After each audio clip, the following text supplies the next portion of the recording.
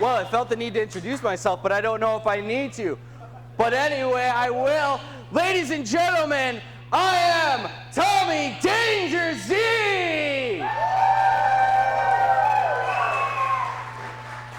And it is my pleasure on behalf of Dragon's Den Productions to welcome you all here tonight for the Feast of the Battle!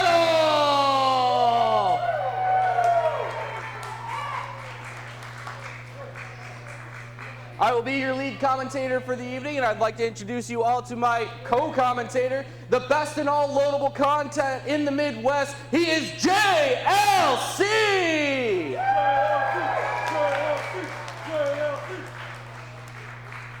Again, welcome on this lovely occasion as we are just before the holiday of Thanksgiving, so I hope that hunger that you crave for Thanksgiving dinner to fill yourself up full is here for the anguish that you're about to get to feast your eyes on Super Shogun Wrestling!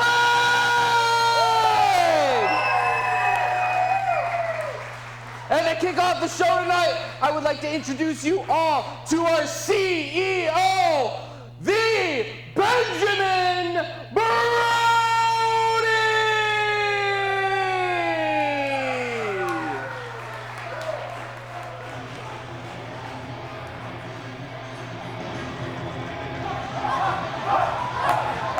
Ladies and gentlemen, welcome to Super Shogun Wrestling, the Feast of the Battle. I, of course, am JLC in the ring, Tommy Danger Z, or with that shirt on, we're going to be calling him Turkey Tom, as it is Thanksgiving or close to it, folks. Thank you so much for joining us here tonight as our CEO, Benjamin Brody, steps into the ring. How's everybody doing tonight?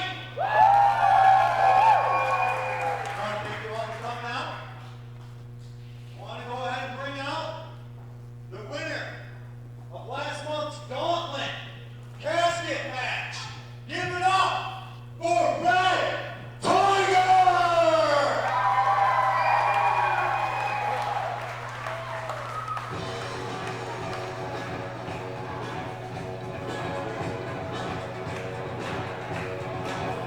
And yes, folks, through all of the turmoil, Through every competitor that was thrown at him, surprise entrant or not, he is the WrestleCat Red Tiger, making his way out as the victorious one of our Graveyard Gauntlet match, earning him the right to challenge whoever is the first winner of our Super Shogun Best of the Shogun tournament in January here in West Branch, Michigan. It is a pleasure to have you all here with us here tonight at West Branch, Michigan, and joining us online, I am the host for the evening, Tommy Danger Z.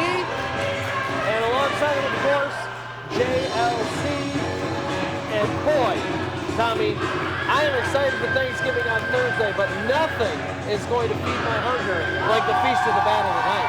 Absolutely. We've got a stacked card for all of you to enjoy and feast your eyes upon tonight. But we're starting off strong with the CEO, Benjamin Brody, and the winner of the Gauntlet, Red Tiger. All right, big man.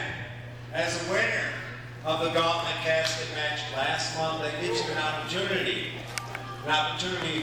for after January's tournament, anytime you want, you can compete for the Shogun World Heavyweight Championship.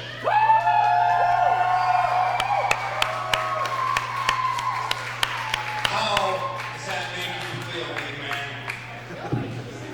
West Branch, Michigan.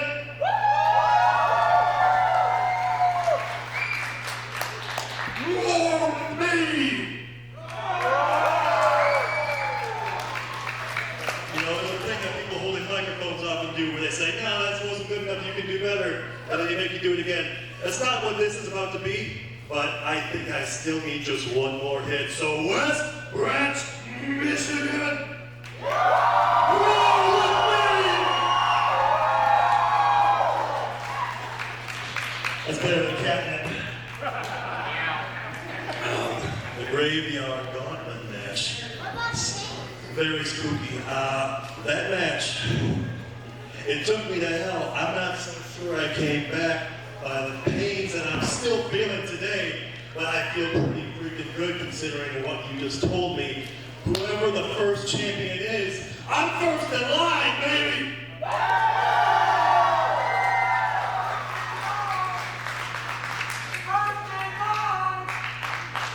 And it doesn't matter who that first champion is, whether they're 4'8" or they come out here neck moist, that person's back is going on this mat. And you're gonna see one, you're gonna see two, you're gonna see three.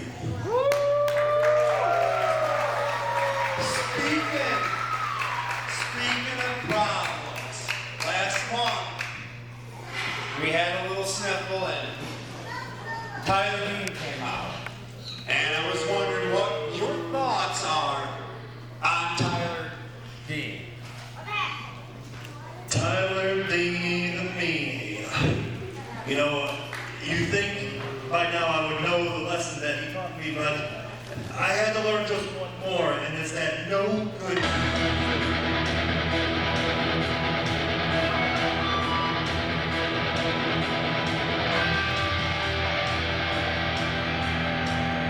Well, initially as a call-out, I think you know as much of everybody else. When you call someone out in the ring, it is obligatory for them to make their way out. And the Raven of Woe making his way to the ring after his debut last month, Tyler Dean, who became a thorn in the side of Red Tiger at the end of the gauntlet match after Red Tiger earlier in the night made the save of Red Tiger, who was getting beat down. So someone who we thought was friendly, who was going to be on his side, ended up turning against him at the end of that gauntlet match as a surprise entrant number 7. But it was still Red Tiger that broke through that hurdle and was able to land Tyler Dean into the casket and shut the door to grant his opportunity of winning the graveyard casket match. But now we see Tyler Dean coming out, making his way to the ring to confront Red Tiger. Yeah, and when Red Tiger said he went through hell, he's not kidding. He went through all these other opponents, and all of a sudden the person he thought was a friend just attacks him out of nowhere, and he has to overcome that. What are you doing now? The problem is you think this is still your... It is my show. So you're going to do your job, and you're going to give me the match with Red Tiger for that trophy, as you know I deserve. So do your job, put the match right now. Hold on a minute. Hold on a minute. You know what? I got someone for you. You know, no. Red Tiger's got a match tonight. He's going to be going against J.J. Hughes. But you, on the other hand, are going against...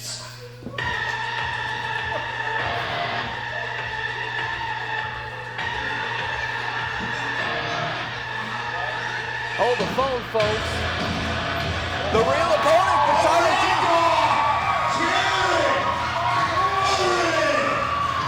Tyler Dean asking for a match against Red Tiger, and he's going to be going up against someone that was not in the Gauntlet Casket match. Mad Dog Warren, the hometown hero here of West Branch. Talk about out of the frying pan into the fire. He is not probably very excited to be fighting the Mad Dog. And it's shocking that, Mad Dog, he wasn't involved in the match, but he showed up anyway and ended up eliminating both J.J. Hughes and Matty Fine.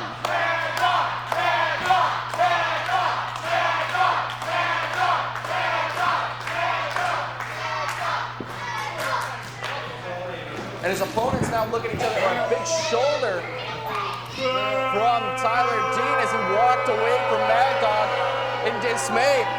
Yeah, not the ring you want to be in if you're Tyler Dean right now. Mad Dog Warren there, Wrestle Cat right on the outside, Benjamin Brody, who doesn't take a nonsense like that from anybody. But it looks like he's making his way to the back as he now knows his opponent for the evening, Mad Dog Warren, later on this evening. And Red Tiger, as we heard, he's going to have a match against the irresistible one, J.J. Hughes. Boy, what a matchup that's going to be. Give it up once again for Mad Dog Warren and Red Tiger.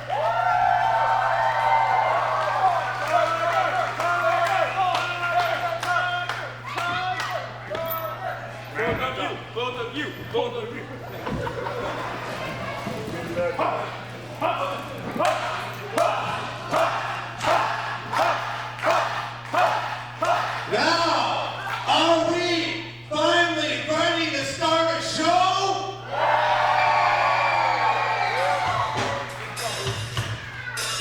Hey, hang on, once again, before we get the ball rolling, Benjamin Brody's getting us his fair share of time in the ring right now. He just can't seem to get one thing off without a hitch. Now we see the Dead making their way to the ring, who we know have had more than their fair share of struggles with Brody. Yeah, whether it's absolutely. in the ring, out of the ring, backstage, at home, yelling, hemming and hawing, attacking, brutalizing Brody on the side of the ring, putting Caesar in bone jacket matches that they had to overcome many obstacles that seemed unwinnable.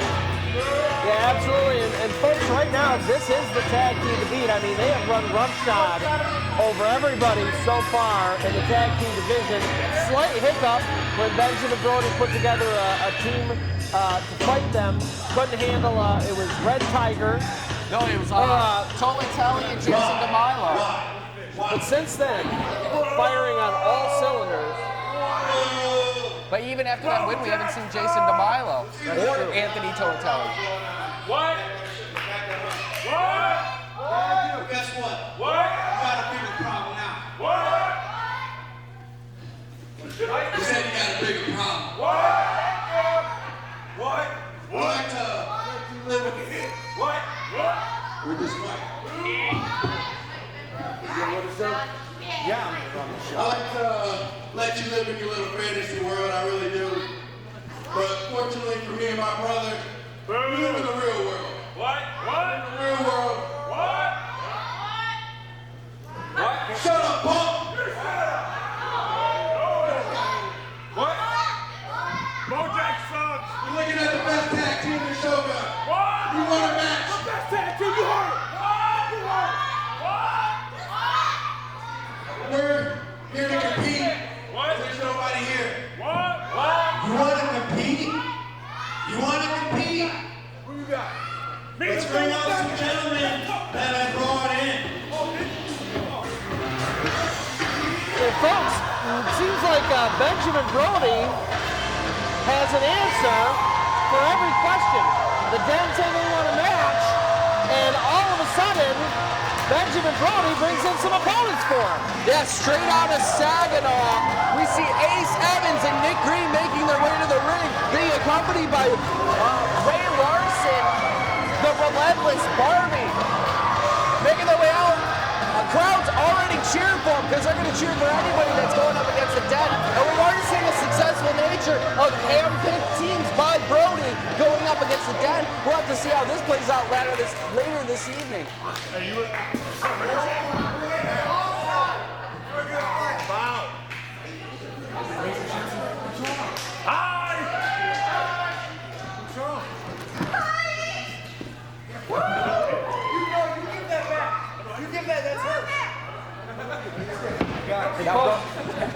Now Brody just trying to break up. Yeah, this is not a sanctioned match. Who the hell do you think you are?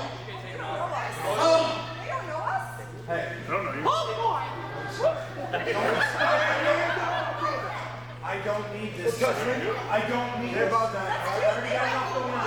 Tension high in the ring as Benjamin Brody tries to calm things down. Now Nick Green grabbing the mic. Last time you talked, you got banned from a building. And before the show even started. Let me do this. It's okay, bye. A little bit of courtesy here from Ace Evans, making sure that Nick Green doesn't get on the mic. And the fans apparently, They're calling for him. They're saying, let him talk. I'm not trying to get kicked out. I understand that a lot of people don't know who we are. We drove a long 45-minute drive from Saginaw because we are straight out of Saginaw. And you're looking for your fight. We've been looking for a fight for a long time, and this is the place to be at Super Shogun Wrestling. I've been hearing all about it. This place is awesome. The fans are awesome. And you know what? We're awesome, but you suck. You guys have been running your mouths for a long time, and now it's time for somebody to finally shut up. Strong words coming from Ace Evans. You want to wait till the main event? Want to do this now? Want to do this now? Want to do this now? Hold on now. You mentioned something there. No, you mentioned something there. You said main event. Tonight, in the main event, the Den versus Straight Out of Saginaw. Folks, here we go. A barn burner of a main event. Talk about anticipation as Brody's just giving us And here's the most interesting part for any of you that are betting people. Which two do you think are gonna step up? Oh, she can beat you up. She can beat you up.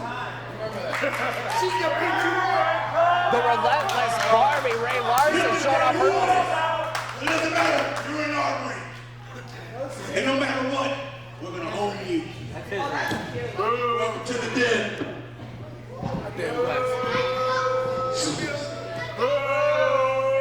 Full on anticipation as this fight's already heated. And somehow, fists have not flown yet. And a shocking matter, we've already had, what, eight wrestlers out here? Not a single punch was thrown? Yeah, It's remarkable. Technically, we haven't even really started things off yet, folks.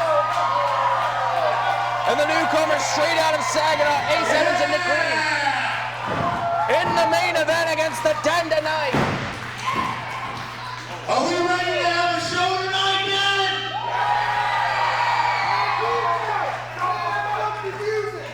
Yes. Go ahead. Because who doesn't love Backstreet Boys, right? Bring Kevin, Big Money, Munson, out, baby. Let's get this show underway. Hit the music. And we are ready to go with Big Money Munson making his way out. Are we supposed to boo this guy?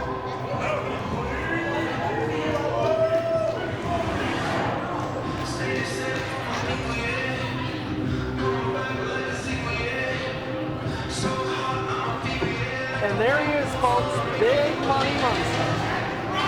Special ring announcer specifically for Shogun Wrestling. We'd like to thank you all again. I'm Tommy Danger Z. Sitting with me is the most premier and notable content, JLC, sitting next to me. And finally, shenanigans abound, but we are ready to get this featured presentation started for you tonight, folks.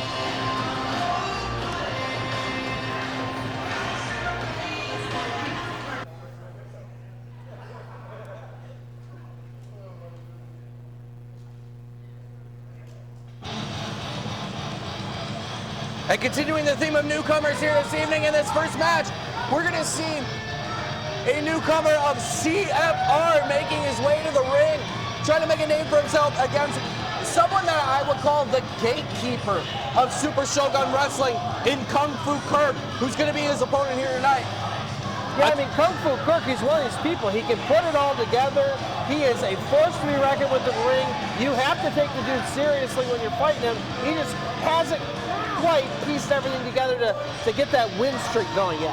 Yeah, he only has one win here in Super Shogun Wrestling against Cardier, and on the last episode, taking a huge loss to the mighty Bojack, but looking to rebound again, as we've seen him in opening matches, we've seen him in mid-card matches, we've seen him in the main event. Kung Fu Kirk is looking for another fight, and CFR is going to have a tall task of trying to take down the Kung Fu Master. Yeah, absolutely.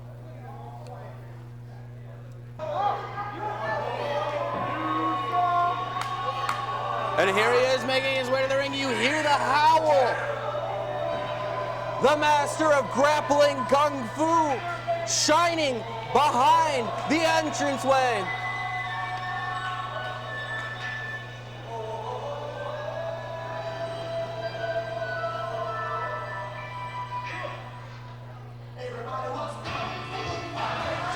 And here he is, folks.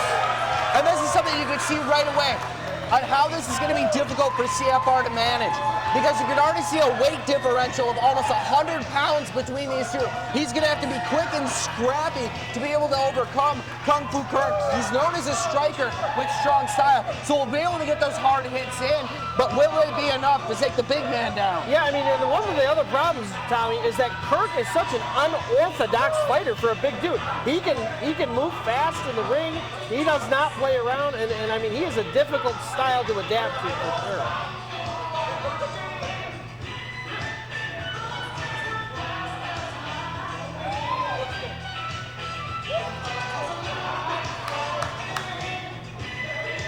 And you can hear the crowd admiration for Kung Fu Kirk as CFR's plugging his ears as he is overwhelmed with the admiration.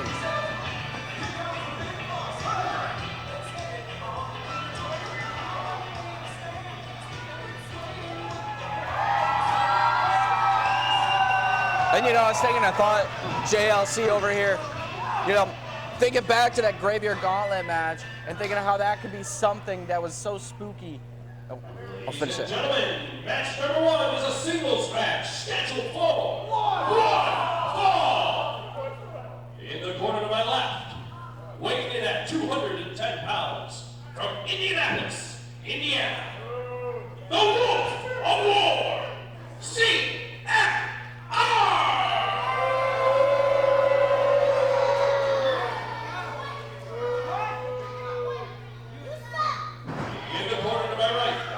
Tipping the scale at 300 pounds, kicking his way out of Fort Wayne, Indiana, the master of grappling, Kung Fu Kirk!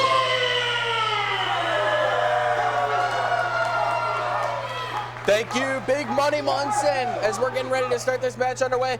But going back to my point, I was thinking about the spooky nature of the Graveyard Gauntlet match and the fear it brought to a lot of the competitors' eyes. That could be something that you could start thinking about in terms of your Orator YouTube channel. And that's something that everybody can start checking out in terms of Midwest spooky stories, myths, legends. JLC here is one of the best storytellers I know. And that's something that can go down into the history books of the capabilities of what you might see here at Shogun Wrestling, as well as what you might see out there in the world. And something supernatural is what happened last month here at Super Shogun Wrestling. Thank you so much, Tommy. Collar and elbow tie-up, but CFR ducks below it, and now a little fight to see who is the better grappler, the Wolf of War or Kung Fu Kirk? Well, Kung Fu Kirk, now being known as the master of grappling Kung Fu, I don't think CFR is going to stand a chance, and we see that very quickly with that reversal. CFR perhaps reached for the ropes there, trying to get through and rolling out of it, and he does reverse it back in. CFR in control of Kirk at the moment.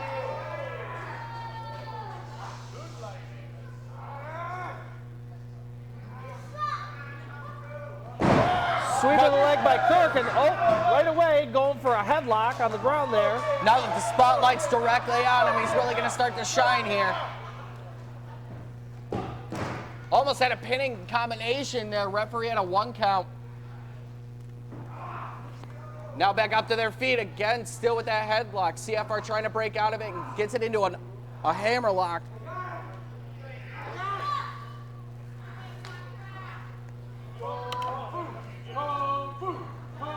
Crowd trying to rally Kung Fu Kirk back into this as a snapmare takedown rolls all the way through.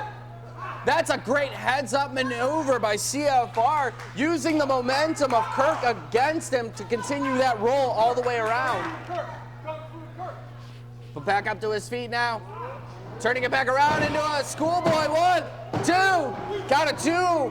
Quick roll-up, almost a quick victory for Kung Fu Kirk as he's trying to roll back into a winning record.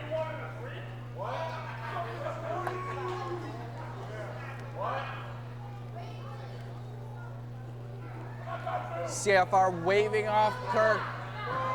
Both men back in their corners, sort of a reset, and they're going to go after it again. It looks like CFR maybe mocking Kung Fu Kirk there. Goes in for the knee strike right to the midsection, and a right hand right to the top of the skull of Kirk. And another one, hard hitting, strong style is right, Tommy. Look at these punches. And the admonic. Big clothesline. CFR up and down he goes. My You hear the Scoop thud. slam. Wait a minute here. Alexander Kirk going up to the middle rope.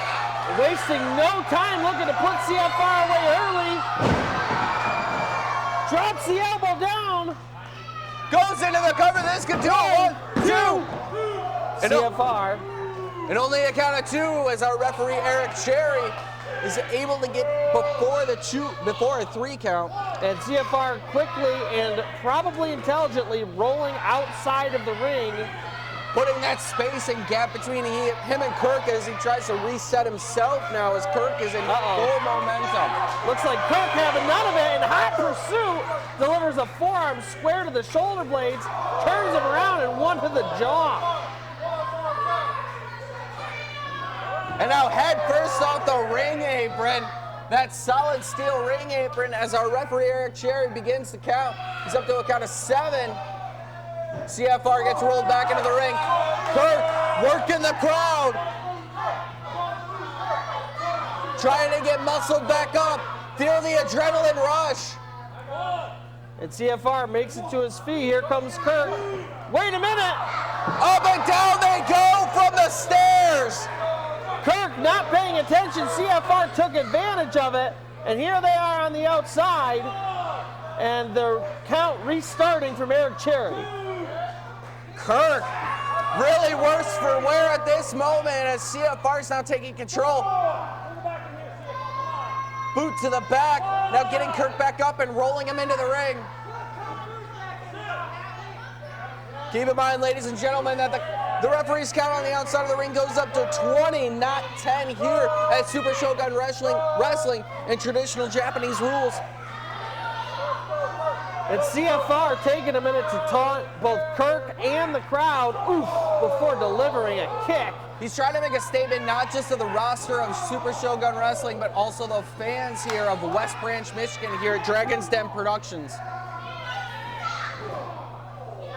And continuing the relentless assault of those boots. Now choking him with his foot as he uses the ropes for leverage. And look at this, Eric Cherry smartly breaking things up as the referee should do.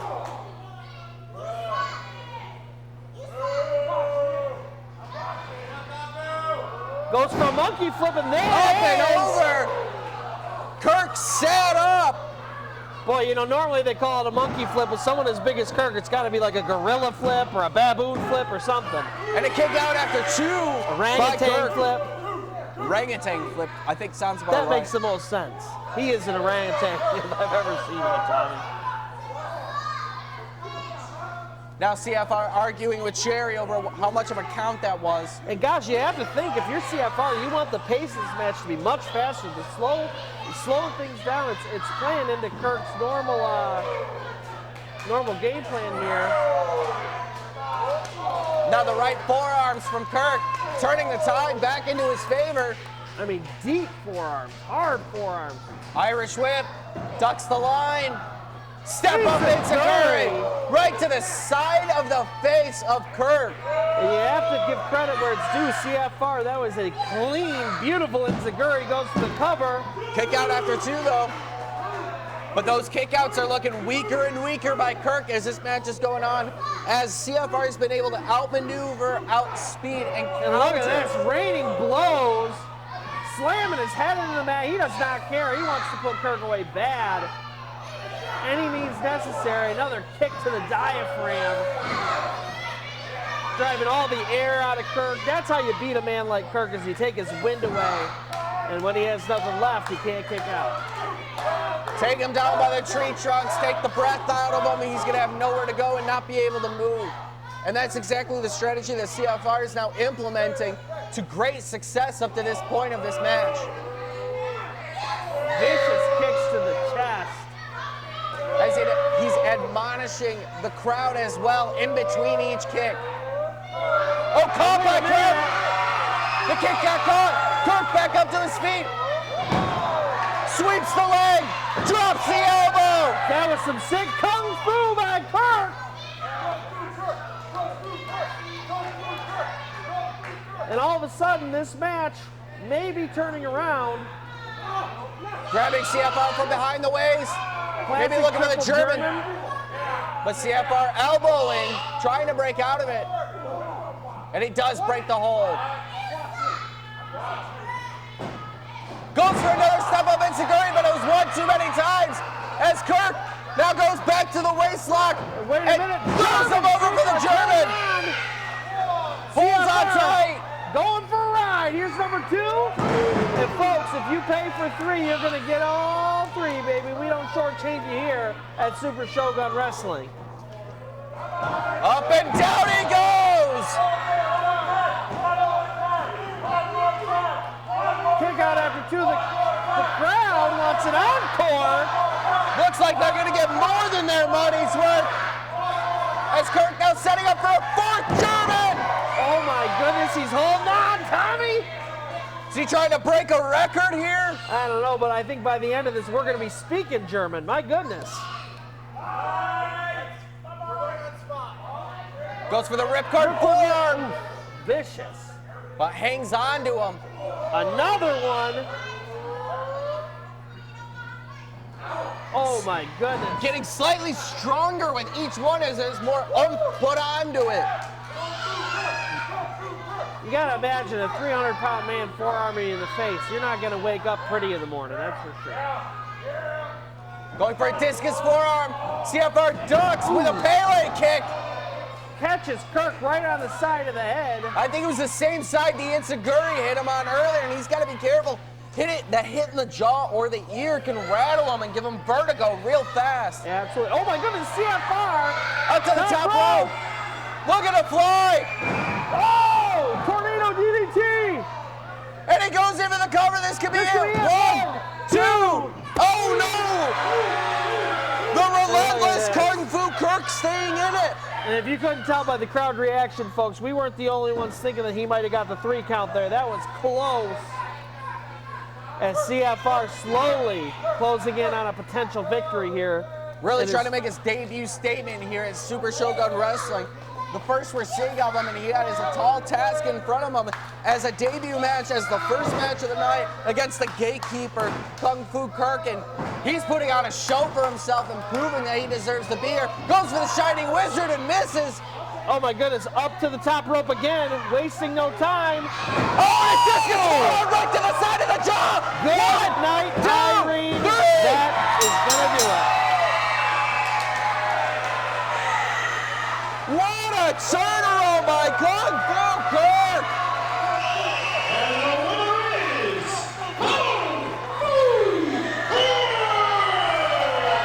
CFR suffering from the measure of doing the same move too many times. That's not something you're going to get away with the intelligence of Kung Fu Kirk. Absolutely. Because he saw that, anticipated it, and turned it around into that discus form right to the side of the jaw. And I mean, of CFR. surely he could have counted to 20 because CFR in the middle of the ring is out.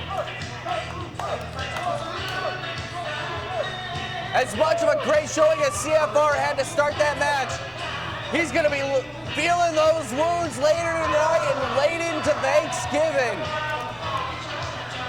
And if you're Kung Fu Kirk, man, tonight has got to be a great night, a night of celebration as he picks up his 2nd win here in Super Shogun.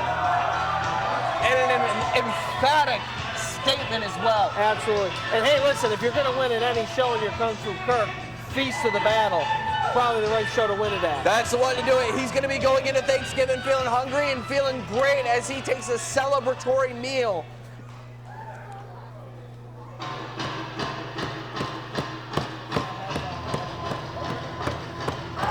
As we're getting ready for the 2nd match of the evening, we see making his way to the ring for the 2nd time. It's Death Proof Tommy Trainwreck making his way to the ring. And boy, talk about tough outings tonight. Yeah, the last we saw of Tommy Trainwreck was back in episode 2 at Samurai Slam, where he took a loss to Red Tiger, who used that as a springboard and catapulted himself to the top of the mountain here at Shogun Wrestling. So Tommy looking to turn that back around in his favor to see if he can slingshot himself up to the top. And somehow, unfortunately, he drew Rick Cardier. Difficult outing for anybody. You know, it's one of those things I talked about earlier about Kung Fu Kirk being the gatekeeper. If there was ever, you know, a lot of times you see gates being guarded by two people. These would be the two. We saw the battles that they had back and forth. And if you want to be successful here in Super Shogun Wrestling, you got to be able to go through at least one, if not both, of these two guys. Yeah, I mean, absolutely. You know, these two, put these two in the ring, you know, Rick Cardier and Alexander Kirk. It's like Kong versus Godzilla. Absolutely. You know, It's a great show every time, and you're going to get the best of both from start of bell to the end of the match. Absolutely, but let me tell you something. If you're going to have to fight somebody in the middle of the ring, King Kong, Godzilla, neither one of those are appealing options. Is Tommy Trainwreck up to the task tonight, Tommy? Yeah, the real question is how death-proof will he be against the plus-size Terminator? And boy, look at that. Rick Cardier, I don't know if that man can smile. I don't know if he has the physiology.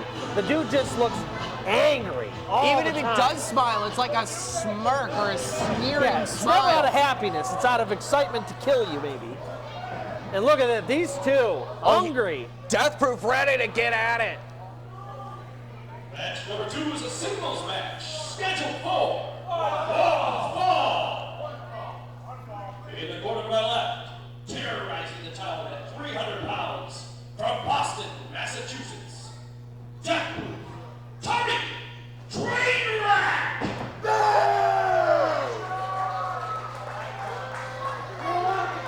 Neither one of these people fan favorites. Tipping the scale at 300 pounds, the Midwest Enforcer, the plus-size Terminator, old school, Rick Cardier!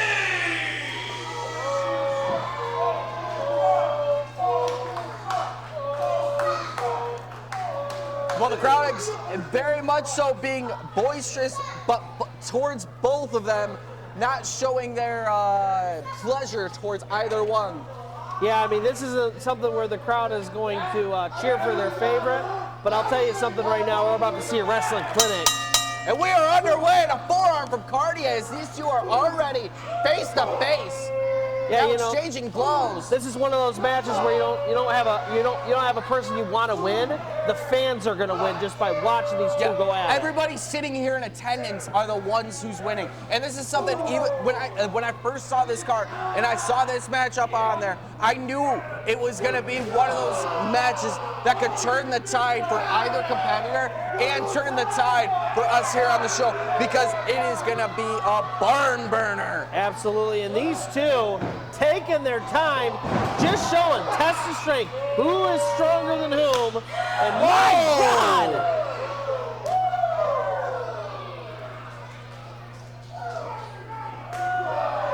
Boy, man, maybe you're serving up some pork for Thanksgiving, but let me tell you, here are the real chops, folks. Trainwreck trying to show off the chop master of Rick Cardier.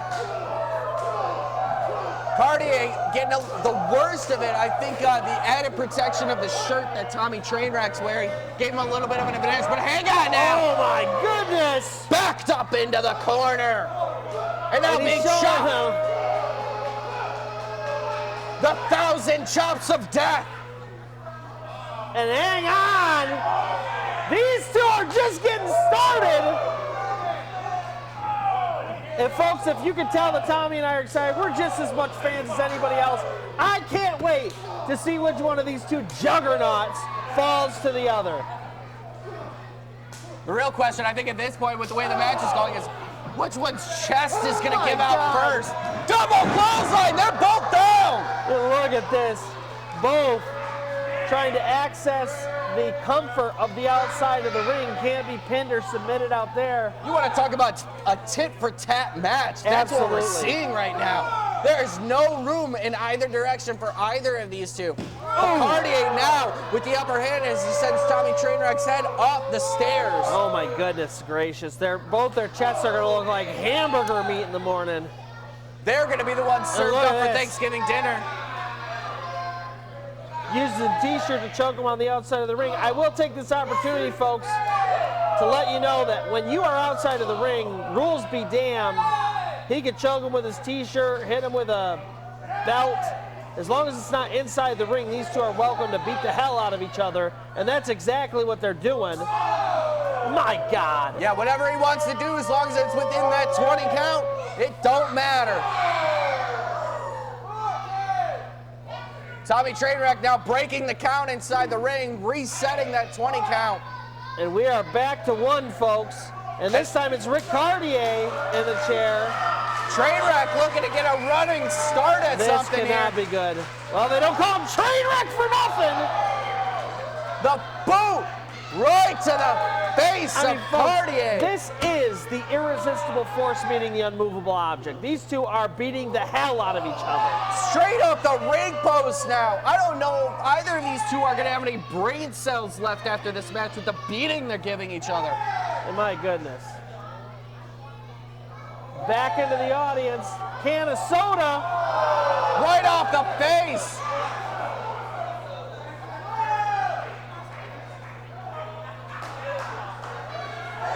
And he uses a lady's purse.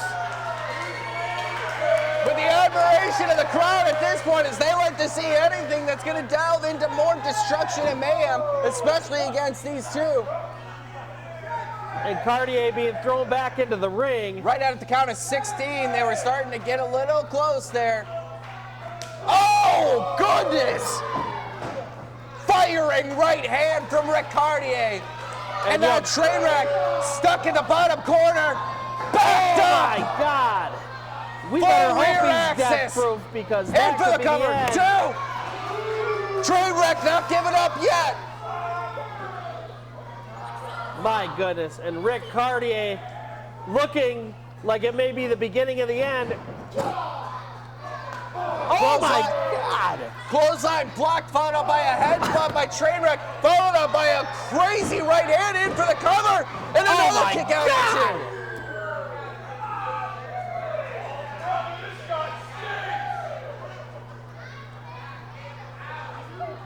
Now both competitors back up to their feet, and we're back to a chopping competition. We're back to where we were at square one at the starting bell. And my goodness, neither one ready to back down. Cardier, A bait and switch by Rick Cardier. half Nelson back suplex, cover 1, 2. Kick out at 2. That's the intelligence factor of Rick Cardier. He was baiting in Tommy Trainwreck for another chop, but then reversing it out and pulling off that half Nelson suplex. But now Trainwreck ducking and dodging for a back suplex. Cardier already back to his feet though. These two, Another back suplex. I mean, crazy amounts of stamina, neither one of them ready to give up.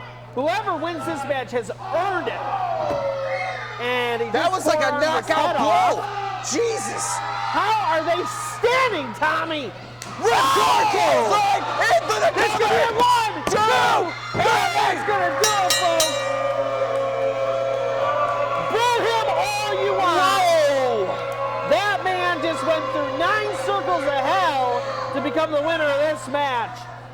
Flowers where it's due. Congratulations to old school Rick Cardier. And the winner is Rick Cardier! And if you're Tommy Trainwreck, you got to be upset that you lost, but man, you got to be proud for going through that because I'll tell you, Tommy, any one of those hits could be career-changing. They all were so look like brutal. knockout blows, every single one of them. It was just the resilience of Rick Cardier, the old school Rick Cardier, showing his prowess in that ring and what he can do when he's inside a square circle, regardless of location. Yeah, I mean, what makes him so dangerous, Tommy, is he's not just a hard hitter. One of the things they call old school about this guy is a technical wrestler at his core. Yes, he can throw with you. Yes, he can trade with you. Yes, he can take a hit. But he's also smart and cunning and gets the job done. Oh, absolutely.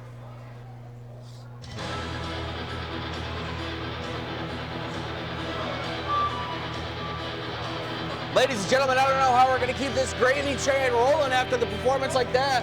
All the rest of the competitors are going to have to be on high alert here to put on their best performance to try to show up what we just saw between Tommy Trainwreck and Rick Cardier. But we're about to see a matchup that was teased earlier in the evening by our CEO, Benjamin Brody, now making his way to the ring, the Raven of Woe, Tyler Dean, who debuted last month and was a participant, a surprise participant in the Graveyard Gauntlet match, demanded a rematch against Red Tiger here tonight, but was gifted the opportunity to face the hometown hero, Mad Dog Warren. Yeah, and I gotta be honest, Tommy, like, out of everybody you don't want to fight, Mad Dog might be at the top of that list, because that is a guy that just does not care. He is mean and vicious and down and dirty, and if there's not a weapon used tonight, I will be flabbergasted. Yeah, they don't call him Mad Dog for nothing, because that's truly what he's like in the ring. I mean, it's truly like someone let him off the leash to come cause chaos here, and the crowd loves him. And one of the taller tasks that Tyler Dean's going to be facing with not just Mad Dog Warren, but looking at the overall record. We've seen Mad Dog Warren go up against great competitors here already. He's taken down JJ Hughes countless times. He's 3-0 here at Super Shogun Wrestling. Last beating Roberto Cruz on episode 3 and eliminating JJ Hughes on our last episode. Yeah, and on top of all that, he's the hometown hero. Everybody comes to his turf. I mean, he has home field advantage. Actually, kind of funny, I'm double checking my notes here. There is one thing that both of these competitors have in common. Their last official match, well, aside from the Graveyard Gauntlet, their last official singles match, they both beat Roberto Cruz. Interesting. So looking to keep the winning record going in singles matches. And folks, as if I couldn't have said it, I can't even say it as well. He comes out with a chain wrapped around his fist, for God's sake. I've almost been hit by it a few times by being the ring announcer, just because I was standing too close to him.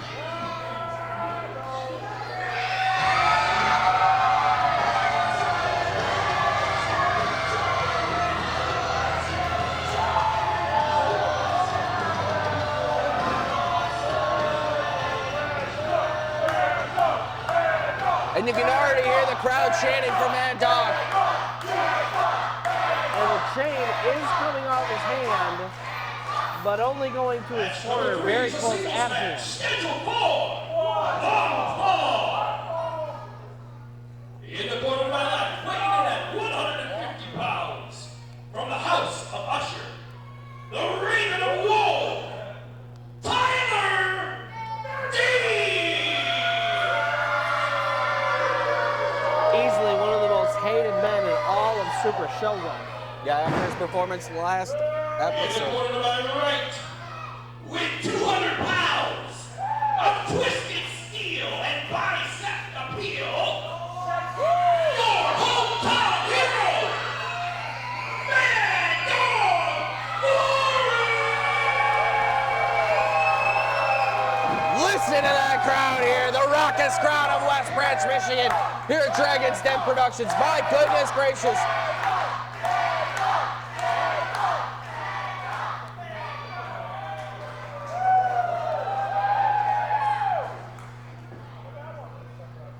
Mad Dog makes his way back into the ring after a little audience participation.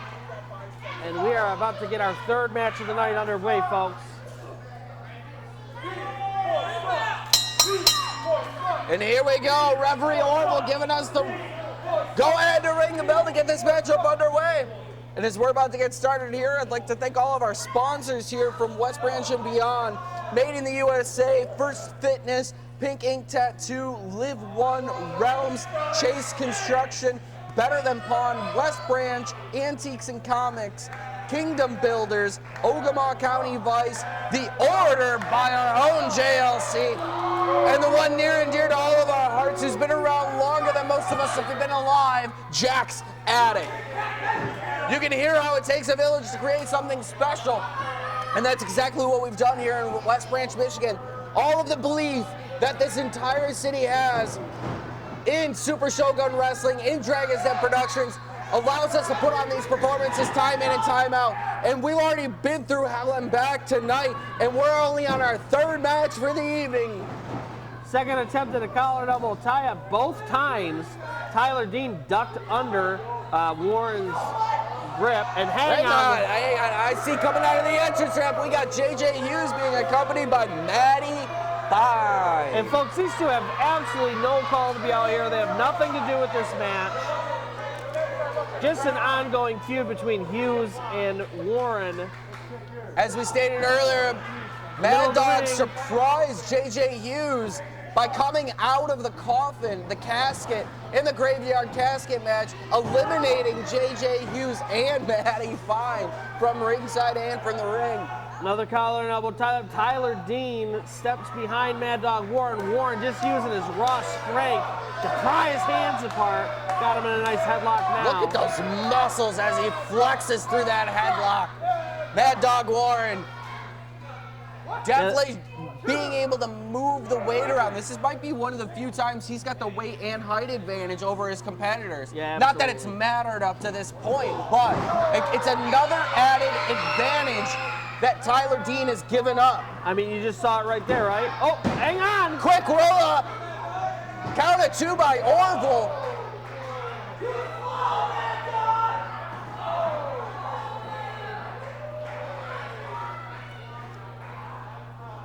And gingerly placing his neck over the ropes and then stepping right on it.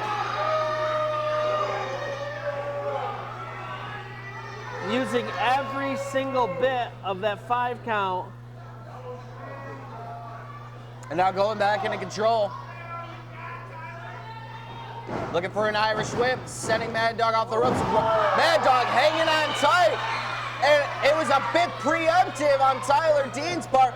Oh, but now Matty Fine getting involved. And look at this. Warren gonna step Oh, on but the now ring, here bring comes a JJ Hughes, second. the irresistible one, the CHAP Daddy. Give it a right hand. Orville, busy taking care of Tyler Dean in the middle of the ring, is not seeing this. And the question is, like, how much of this might have been Oh, coordinated? and hang on, he saw that. He's backing Matty Fine up for pushing him. Hang on now, we got a trash can. Tyler Dean with a trash can as he's going up against Mad Dog Warren. And folks, like we said earlier, they are outside the ring. Anything goes. Anything goes on the outside of the ring, and a trash can right to the head as referee Orville's making the count. And Warren is out after a distraction from Matty Fine and JJ Hughes. A bit of interference unseen by the referee. Now Tyler Dean taking full advantage in this matchup. I mean, JJ Hughes is walking around, strutting his stuff, acting like he's done something, like he's the victor of something. And he's not even in this match. It's ridiculous. Well, at this point, I could see him seeing this as, you know, getting involved in a matchup that he wasn't supposed to, the same way Warren did in the Graveyard Gauntlet match. That's fair.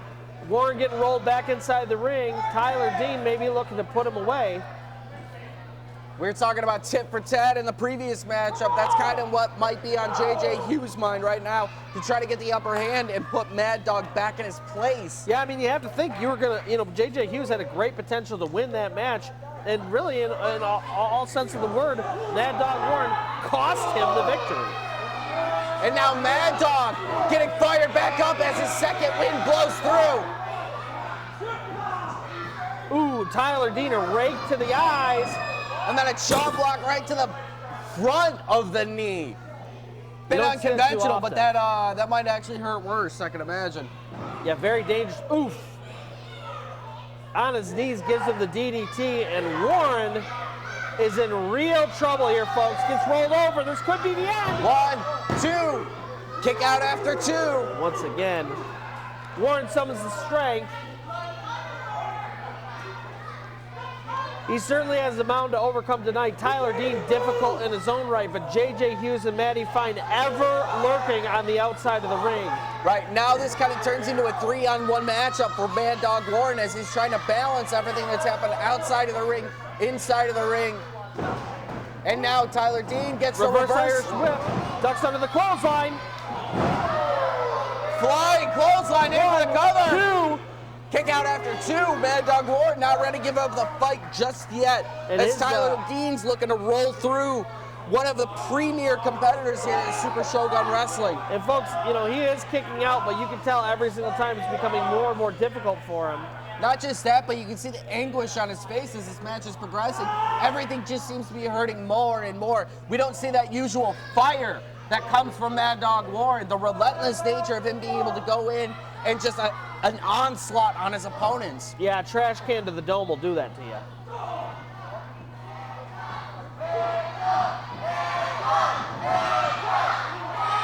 Looking for a crucifix. Looks like Tyler Dean's got it locked in. He's got both arms locked. Warren in some real trouble here, center of the ring. And wait a minute. He's trying to bustle through it and he just slams him down. Oh, but Dean turns it around. 2. Kick out after 2. The quick roll up. That quick thinking of Tyler Dean to be able to turn that around in a moment's notice. The mild hesitation from Mad Dog as he's trying to figure out where he was after slamming Dean down. And a drop kick right to the lower back of Mad Dog. Yeah, one of the things about always being the smaller opponent is you need to know all of these little ways to take advantage of moments of hesitation and just be clever. And Tyler Dean has all of that. I mean, this dude has a bag of tricks up his sleeve a mile deep. And he's showing it all right now in a very impressive and efficient manner. All the way to the top. Warren catches him. He's got him in a bear hug. Holding him in tightly. Really putting the squeeze to that lower spine. And folks, this does so much. It weakens you, it takes the breath out of you. And look at this, headbutts. From the bear hug position and boom, into a spine buster. Dropping him down to the cover. 2. Kick out after 2. Dean's not done yet either. And look at this, Warren has his legs hooked. Could be going for a ride. Look at him swing him. There he goes. Plane ride, baby. Look at that momentum carrying him, and now Mad Dog a little dizzy as well. Both of them down. The crowd trying to will Mad Dog back into this as he's trying to get his vision straight after subduing himself. But folks, after the beating that Warren's been taking, just having a little bit of time to breathe and gather yourself has got to be helpful.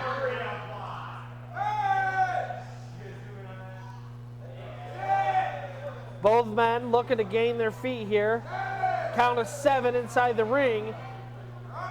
Warren gains his feet first. Tyler Dean right behind him.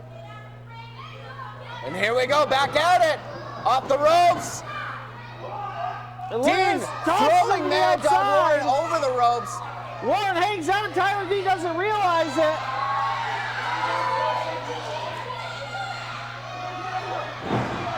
Ripcord clothesline goes in for the cover. But Maddie finds distracting the referee Orville.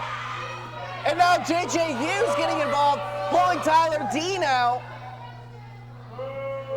And look at this, Tyler Dean pulled to safety. Safe to say, we can't say for sure, but it looked like Warren would have had the victory there. And now Maddie Fine getting between JJ and Mad Dog as we got Tyler Dean here ringside, right in front of our announce table with Brody's chair and right to the back of Warren. And again, up to a count of 5 on the outside. Oh, goodness gracious. Each one of those smacks hard flat across Warren's back.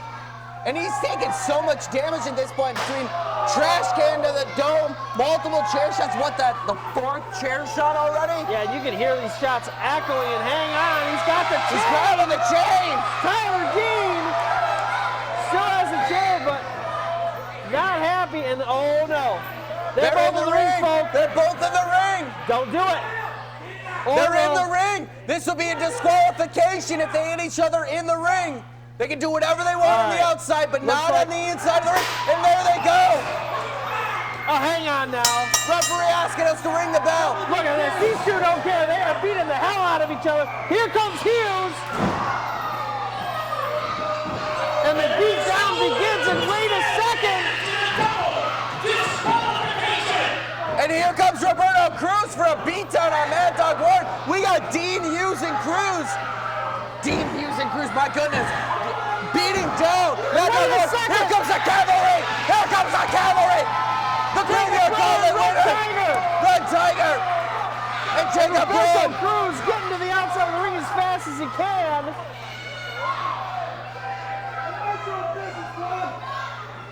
And once again, folks, absolute insanity. Pure chaos to finish off this match, and we end up with no winner here, as it is a double disqualification. And look at this. Warren, Brawn, Red Tiger standing tall in the middle of the ring.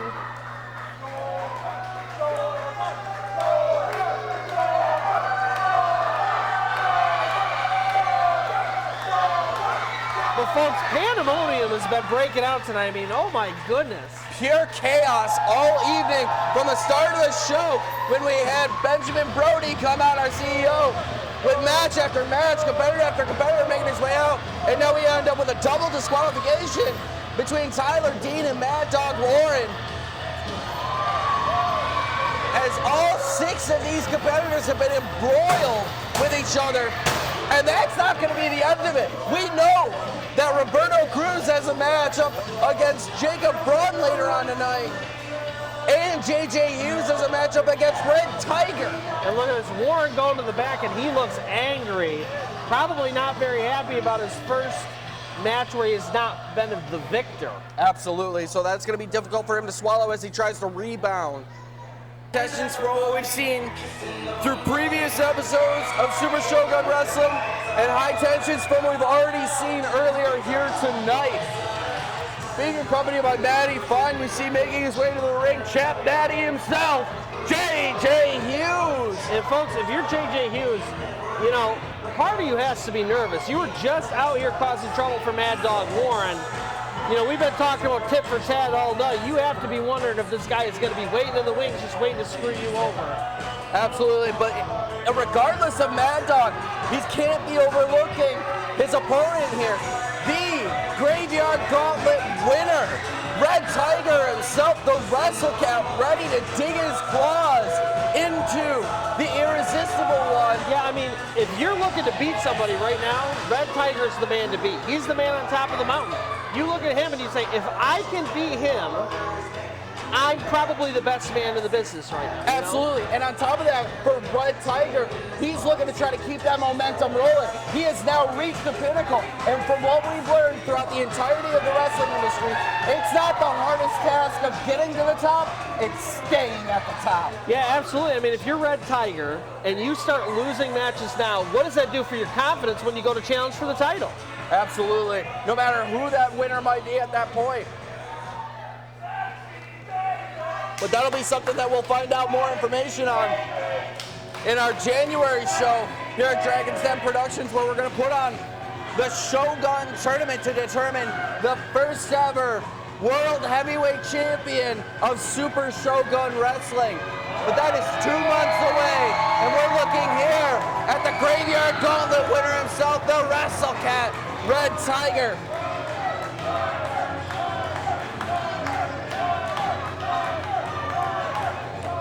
Bit of a feat for the evening as all these guys, all these wrestlers have had multiple times out to the ring already this evening.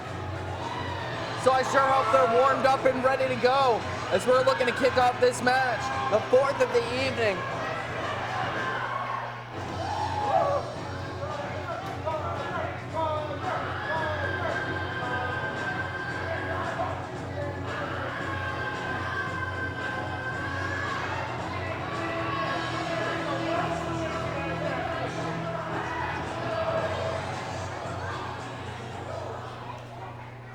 Match number 4 is a singles match, scheduled for. In the corner of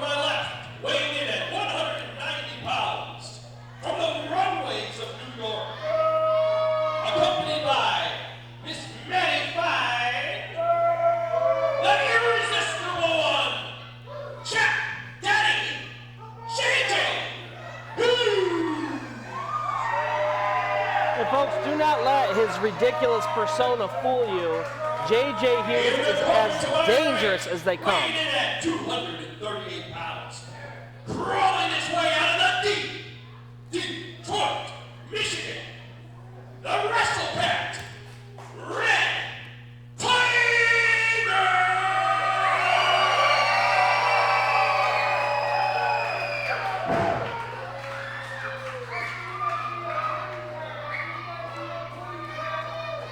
Great job as always by our ring announcer, Big Money Munson. As referee Sherry starts checking the competitors as we're looking to get this matchup underway. And typical JJ Hughes trying to apply the chapstick to the referees here.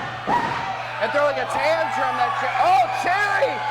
Cherry took the chapstick! Oh my goodness. Well, he's been pushed one time too many by JJ Hughes. Not looking to get kissed or chapped up. And look at this, JJ Hughes running away and goes to the outside of the ring before this match even really starts. WrestleCat not having any of it, in pursuit. A little game of cat and mouse, you might say, Tommy. And JJ Hughes back into the ring, already has a back up chapstick. Goes to drop the elbow. WrestleCat saw it coming. And here we go. Well, you thought. Hughes ducking the right and lefts from Red Tiger, as now he's just showboating around. But now Tiger picking him up for a scoop slam up and down. The no-nonsense nature of the WrestleCat. And setting up for another a one. second one. And he calls for one more. Hughes doesn't even know where he's at. Up and, my God, the physicality of the WrestleCat. Way up and way down. As he positioned his hands accordingly and in for the cover. Oh boy. Just a kick out of one. But JJ Hughes in early trouble. And now side headlock applied. Looking for a suplex. Snap suplex. Red Tiger really putting it to JJ Hughes. Really flexing the nature and the confidence he has right now after winning the Graveyard Gauntlet match. Calling for one more suplex. Way and up. there goes Hughes. Snap suplex, regular suplex. One would think we may see a stalling suplex next.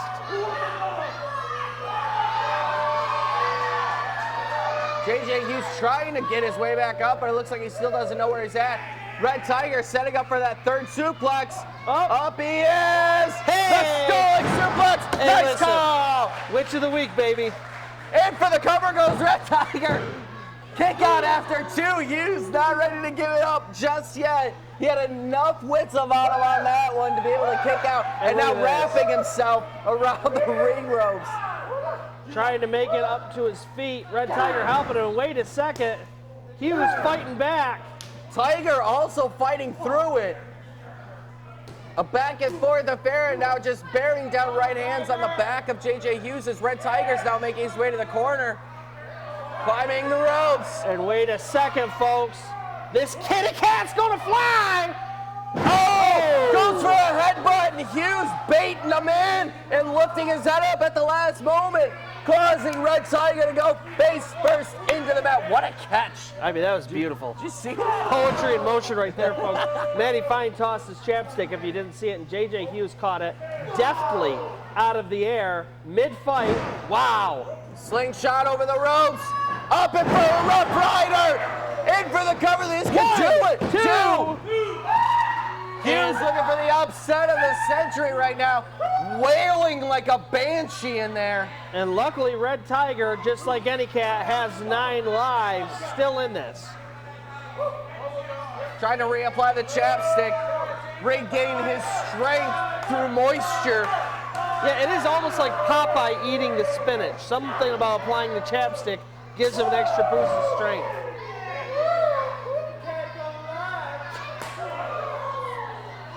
Red Tiger now. Oh boy. Taking advantage of the taunting. Oh my gosh! And folks, when you're as pasty white as JJ Hughes, let me tell you, those chops are gonna show up extra red. His chest is gonna be as red as a baboon's behind by the time this match is done. Looking to go around the world, But JJ Hughes had other plans. Wow, it's not very often that the cat is the one that gets scratched in the eyes. Usually it's the other way around. This is looking more like a Tom and Jerry affair. 1, 2, Ooh. kick out after 2. Hughes again back on the onslaught. Jab stick tossed out of the ring cover. 1, 2, and another kick out after 2. Bit of out of position from that cover. Wasted a valuable second for JJ, but still having the upper hand at the moment as Red Tiger is now stalled up in the corner. Hughes driving a deep shoulder into the midsection of Red Tiger, and hang on, taunts, gets into a half Nelson choke. And again, another eye poke.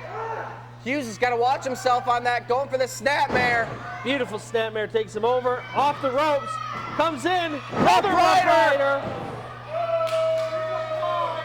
Deep and low, and now in for the cover. 1, 2. Boy. Kick out again after 2. JJ Hughes stopping for a moment to really admire his work. May have cost him the 3 count there, but he is still firmly in control of this matchup. Firmly in control, but an artist always knows. And he's calling for the end. Oh, and again, now we're going for the Pride Rock bottom. Nope. Hughes working out of it. Oh, Nelson drop. Right to the 1, spine. 2. Kick out after 2. My goodness. And that might be the second broken tailbone we've seen tonight. The earlier one from Alexander Kirk. And it looks like the Red Tiger may have injured his shoulder, but yeah, you can definitely tell he's feeling that wincing in pain. We heard him shriek out as he tried to put any pressure on it. and Hughes winding up for something big, goes for a lariat, ducks, Neck breaker right under the shoulder. and hooks his arms, stands him up, and wait a second, another one! And now deep cover, 2, no! Boy, that had to take a lot of energy out of JJ Hughes' sails there. Absolutely, it looked like Red Tiger had this in the bag. Wow, breaks his arms, drop kick. Basement drop kick by Red Tiger. Now both competitors down on the mat. And referee Cherry starting the count as Maddie Fine makes her way around the ring, looking in pure disgust by the fact that both competitors are down. Yeah, I mean, she's been pacing, looking for a way to insert herself into this match, and here she goes. And now she's making her way into the ring. Hughes looking to apply the chapstick with the assist from Maddie Fine. Cherry's at a count of 7. Red Tiger's back to his feet. Oh, no! Maddie Fine gets dropped. Maddie Fine gets dropped. And a we quick have roll a up. distraction. 1, 2, 3. Oh my goodness gracious, no! And the cat burglar, JJ Hughes, comes in with the victory over the Graveyard Gauntlet winner, Red Tiger.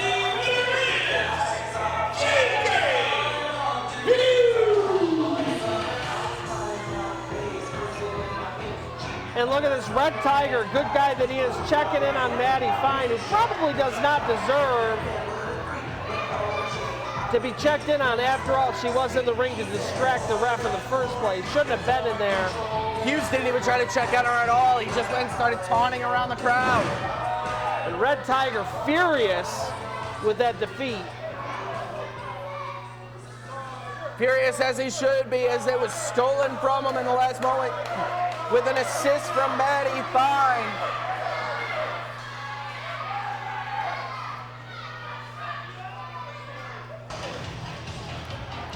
Well, as the WrestleCat goes to the back to lick his wounds on that unfortunate loss, Hughes picking up the victory. We're looking to roll forward.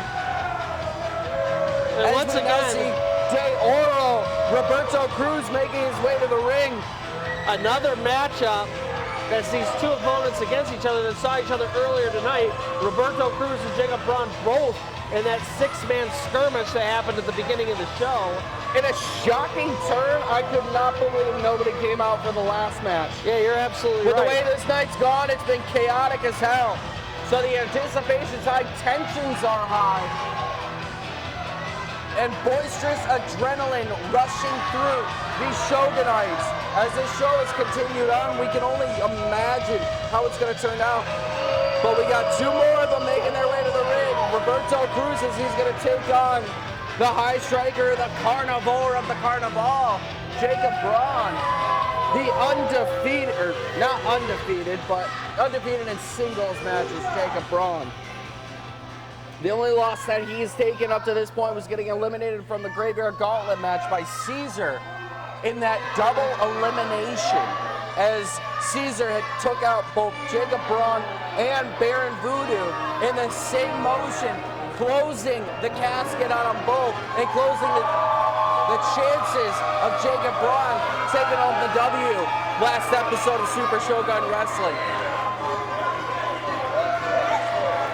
And Braun looks like he's ready for a fight. I mean, you can just tell he is fired up. Even the high fives he's giving the crowd are stern and fierce, like he's ready to give a wailing.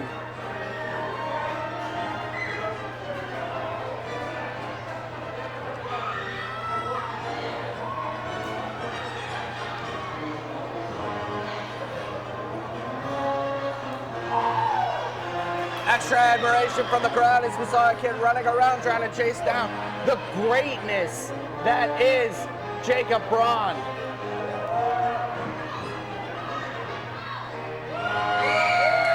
And folks, the only question we have to ask ourselves tonight is Jacob Braun going to go away on cruise control, or is he going to say Braun Voyage to Roberto de Oro Cruz?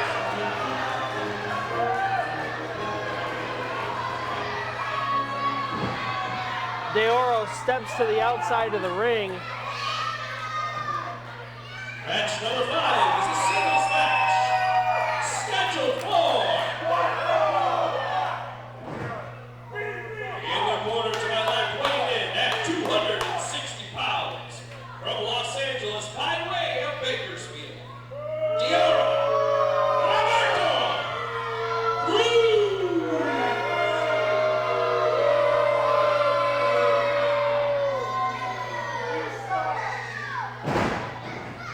In the corner to my right, at 75 kilograms, from the Detroit Carnivals, the high striker, the carnivore of the carnival, Jacob Braun.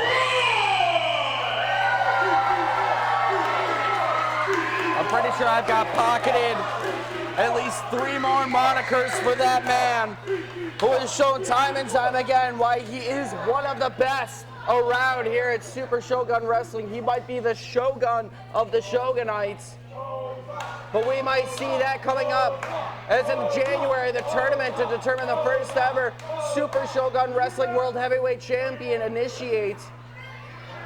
Where will both of these men sit? With momentum on their side, or trying to pick up the pieces? And is it me, or is Orville checking Roberto Cruz extra thoroughly? Well, he's still technically wearing the vest, so as a referee, it's smart to check the vest. And now the vest is guarded to the outside, as is the gold chain of De Oro.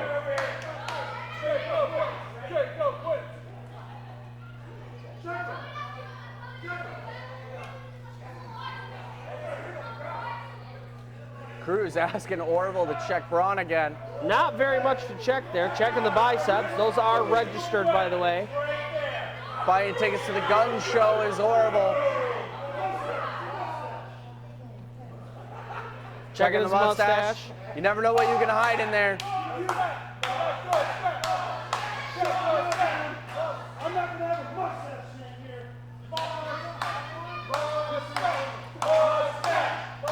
And now here we go, finally underway after an unnecessary amount of checking of the wrestlers, as Cruz was too nervous to get started right away, as the thought process with that Braun might have something malicious hidden in his gear. But now Cruz making his way to the outside of the ring, taunting the crowd, showing off his biceps and his muscular nature. And now making his way back in as it looks like we may get started. And Cruz Cruz trying to get the crowd on his side, not having any of it. You got a better chance. You got a better chance. You got some better chance.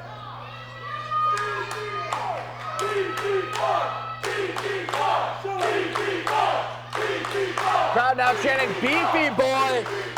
Cruz enticing them to say a better chant. They came up with a better one as they were admiring the physique of the beefy boy, Jacob Brawn. Brawn now pumping himself up. And look at this, once again, Roberto Cruz stepping to the outside. For all of his antics, it seems like he wants nothing to do with the Carnivore or the Carnival. Yeah, looking to go to third gear there. Jacob Brawn bumping himself up. Crowd chanting chicken. Nothing's going to get a wrestler in the ring faster.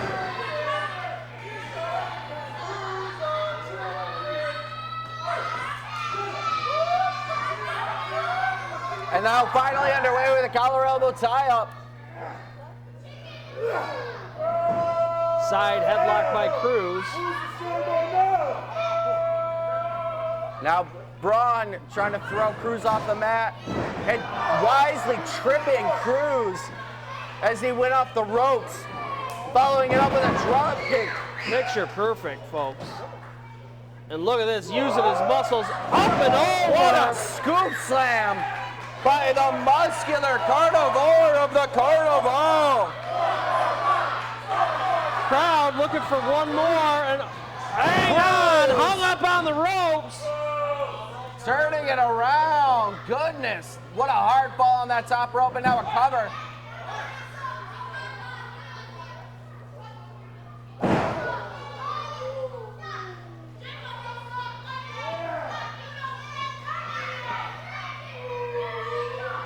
Forearms by Cruz. Oh! Shot by Cruz. Right into the butterfly at the center of the chest of Jacob Brawn. And now Cruz looking to set up.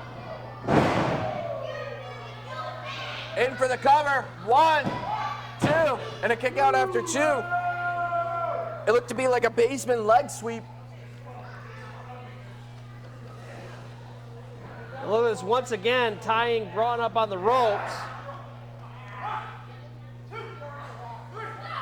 Using 3 of the 5 count. Cruz choking up Brawn on that second rope, using his legs as leverage. Yeah, using a sizable weight advantage to take the gas right out of Jacob Brawn. Brawn off the ropes. Clothesline by Roberto Cruz. Runs into a freight train. 1, 2. And Brawn manages to kick out. And now both men slow to start to get to their feet, and Cruz looking to set up for a fisherman suplex. Beautiful. In for the cover. 1, 2. Kick out after 2. Picture perfect on that Yeah, one. you have to Goodness. admire the artwork. That is a perfect fisherman suplex there. Perfect hook on the leg directly into that pin, and now a second pin. Another kick out after 2. Worse for wear is Jacob Brawn at the moment. Yeah, De Oro locking in a chin lock, draining the energy from Mr. Mustache himself. Brawn and the crowd trying to get themselves back into this fight.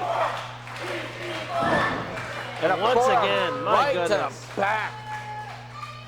Now dropping the knee right across the face And of Tommy, Brawn. Cruz is doing exactly what he needs to do here. Keeping a slow, grueling pace, grind down Jacob Brawn until he just can't fight back. Yeah, just working slow and steady to get him towards the end of the race here. You try to pick up the pin over the pinless Jacob Brawn. The unpinnable. The unpinnable. 1. Kick out after 1 that time. And you can see the frustration on Braun's face as he fights to get back to his feet. But every Trying time, to work himself back into it. And now the crowd trying to work him back into it as he throws rights and lefts to the midsection of Cruz. Irish whip into the corner. Oh, and Cruz steps out of the way and Braun goes chest first. Pulls him into a clothesline. In for the cover. Kick out after 2 again.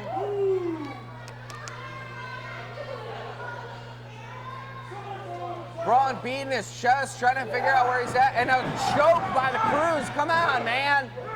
Yeah, almost frustrated at the fact that he can't get that 3 count, it seems like. Trying to figure out a way to put Brawn down for the full 3 count, but struggling to do so at this point. But we are back to where we were, where Brawn is on the ground trying to gain some purchase in this match, and every time he gains a little bit of momentum, Cruz, just like that, shuts it back down. In for the cover. Yeah, instead of purchase, this is leasing time of advantage over to Cruz. And then Cruz just turning it right back on him almost immediately every time. Yeah, it's such a smart idea by Cruz. You know, keep going for these pinfalls. It's not like he's damaging Brawn by doing it, but he's slowly draining his energy. My goodness, catches him, fall away slam!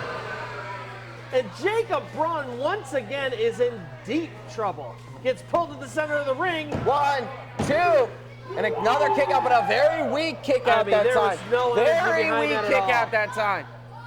If you're Cruz, you want to start putting heavier pins on him. Oh, now looks like he's trying to deal with the joint manipulation of Braun's hand, just snapping those fingers, twisting and turning them.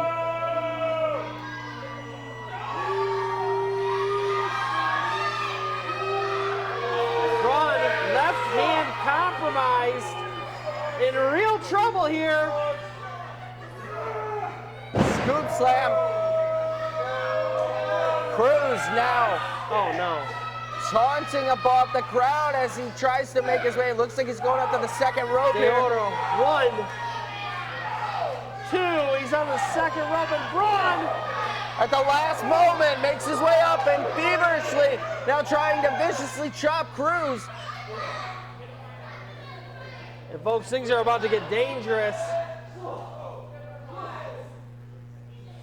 Braun looking to set up a superplex maybe, but no!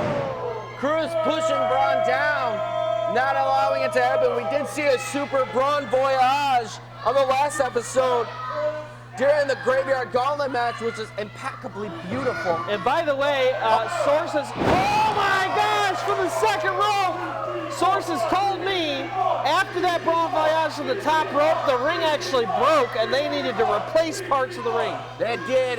In between the last show and this one, they did replace some of the boards Spinning heel underneath. kick. Braun starting to pick up the pace. And he's just throwing around 260 pounds of Deodoro. Spinning him. This could be the beginning of the end. The airplane spin. And look at that. Look at the strength of Jacob Braun. Both men spun out and dizzy in a clothesline by Braun. In for the cover. 1, 2. Kick out after 2 by Cruz. He may not have been able to see straight, but he knew he had to get out of that pinning combination. And he did just in the nick of time. Yeah, instincts kicking in there, Tommy. And Braun, once again, trying to work his way back to his feet and get into this fight. Beefy boy chants ringing out throughout the audience. And up he goes, Braun voyage perhaps. Can't quite manage it. Tries a second time. He puts Grimace down and a schoolboy roll up. 1, 2. We almost saw our second steal of the night, Tommy. Second roll-up victory, and wait a second, Cruz picks him up, sit down. Into the cover, 2. Kick out after 2. Michinoku driver straight up. Talk about a close call. I'm sweating in my seat, Tommy. Yeah, that's no joke, and it's not just the heat here from all the energy of this crowd here at West Branch, Michigan, at Dragon's Den Productions. This production brought to you by the lovely agents of Super Shogun Wrestling and the sheer effort, grit, and tireless work of the wrestlers we have on our roster. You're seeing right now Jacob Braun going up against Deodoro Roberto Cruz, who is in firm control. Oh, hang on, Braun Voyage! Out of nowhere! Desperation, Braun Voyage! And hang on! We've got a battle from the back! Mad Dog and JJ, Red Tiger, and Tyler Dean. My goodness, and Orville trying desperately to get these people to the back. But they're making their way into the ring. There's nothing Orville that can do. They're both just fighting maliciously towards the center of the ring. Absolute chaos. As both Brawn and Cruz are just starting to get up to see what's going on. And folks, this has been a controversy that has been spilling over for a long time. And hang on. Cruz trying to take advantage of the distraction. Reverses it. Holds on to the ropes. As all four of the others are still there. Brawn looking to go through. He drops it. And Brawn goes over and knocks them all out. Friend and enemy alike. Brawn is taking them all out. He's going back into the ring. Oh no, he's pulling Cruz outside. And now these two are beating the hell out of each other outside of the ring. And look at this. This has been absolute chaos. Referee calling for the bell. Let's rule this contest. A no contest. A no contest. And look at these. Dealt out by the referee as chaos again ensues. And look at as it Orville did going to the earlier. back. We had double disqualification He's earlier lost tonight. all control. And look at this. These people are just going crazy on each other. Yes, they are. And it's only a question of how is Brody going to get control of his roster again. I mean, this is absolutely insane. Absurdity. Oh, speak of the devil. Speak of the CEO. And here comes Brody.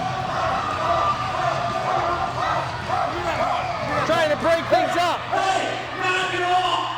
Knock it off now! This isn't a joke anymore. You guys have ruined enough stuff in the back tonight, and you guys have ruined enough stuff out here for these fans. I'm over it. All right? Next month, there's a six-man battle. All right? Now hang on here, folks. JJ Hughes and Roberto Cruz versus Mad Dog and Warren, Red Tiger, and Jacob Brawn. And I mean it, after that, this is done. Get to the back. Breaking news from the CEO, Benjamin Brody, as he initiates a six-man tag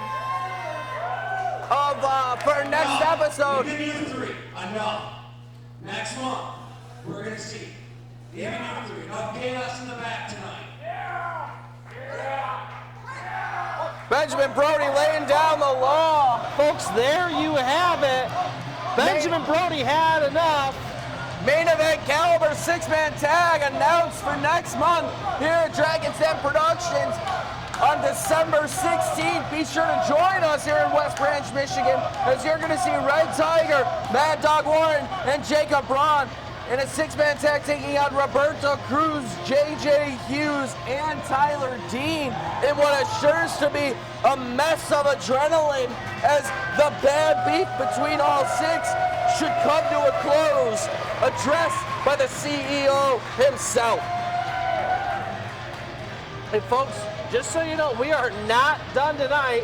Main event still waiting in the wings as the Den and the Straight out of Saginaw. ready to finish the night. But folks, next month, six-man tag action. It is going to be incredible.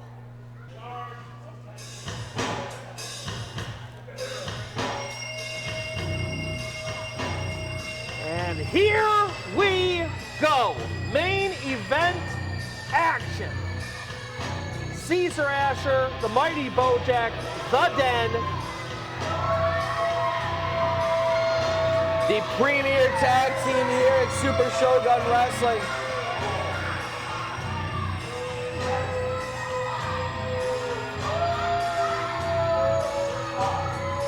Slowly and methodically making their way to the ring as they do everything here at Dragon's Den Productions with quick wit, calculated risk, and sheer destructive force. The Dean of Mean, Caesar Asher, the Mighty Bojack, plotting their epic rise to the top of Super Shogun Wrestling. And I mean, these two, you know, they are, boy, dangerous as they come. Mean, cunning, They've tagged forever together, and they know each other inside and out. I mean, this is the team to beat, Tommy. Yeah, when you're talking about pure tag teams, knowing your partner, knowing the ins and outs, knowing what they're gonna do before they even do it. This is the definition of the tag team to beat in any promotion that we've seen.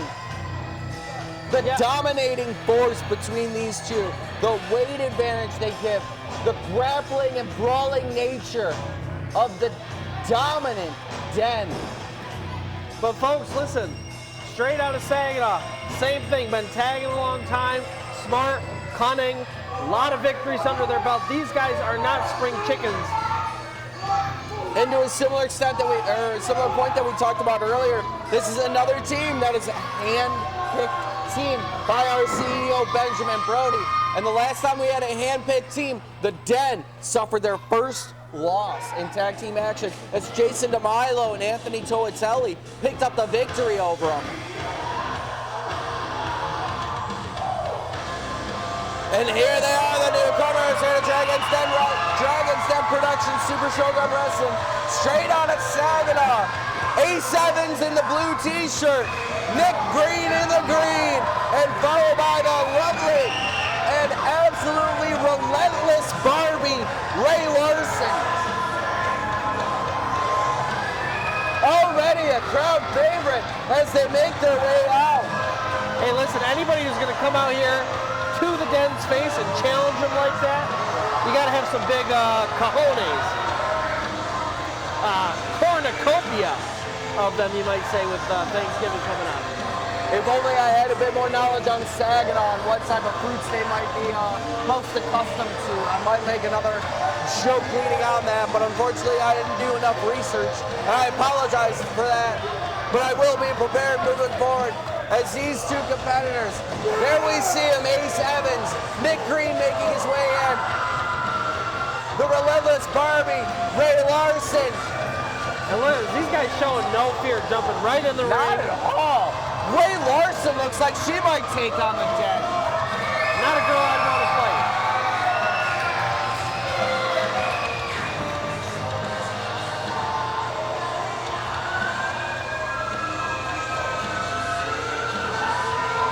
I can barely even hear myself over this crowd. Now the crowd is going wild tonight. This is pure insanity happening.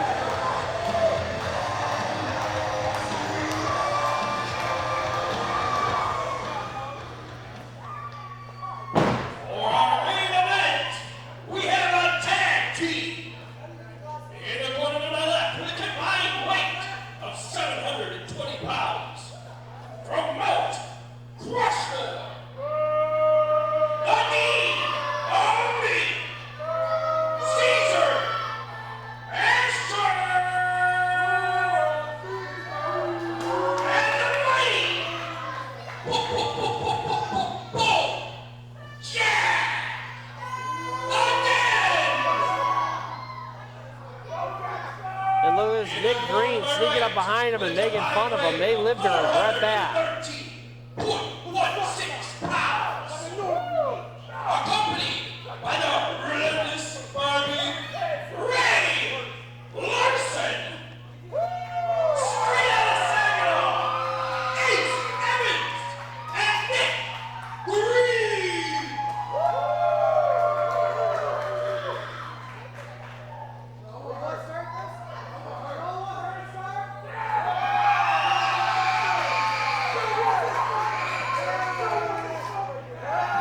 Ray Larson trying to get involved in the fight already. She wants a piece of the Den.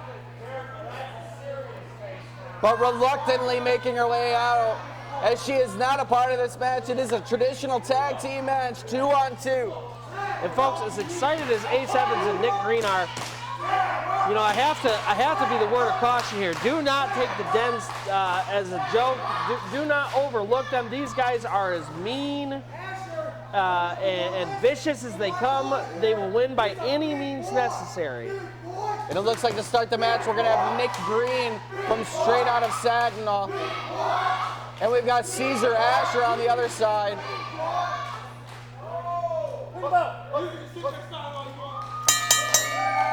And here we go. officially underway. You got your tag rope? Yeah! Thank you. Respect the rule. A7's trying to designate general tag team rules to the den, saying to respect the rope, the tag rope that they got to hold on to on the ring apron. And ladies and gentlemen, this is your main event for the evening. We got Nick Green starting off against the Dean of Mean, Caesar Asher. Newcomers straight out of Saginaw. Handpicked by our CEO, Benjamin Brody. And the confidence coming off of both of these competitors right now. Collar and elbow tie up. Nick Green getting the better of Caesar Asher in their initial exchange. Caesar now, though, turning it around into a rear waist lock. There we go. There we go, Nick Green with the reversal. Caesar powering his way to the ropes. Those big tree trunks just muscling around as he makes his way. And here we go, folks. Nothing of significance has happened yet. We are resetting here.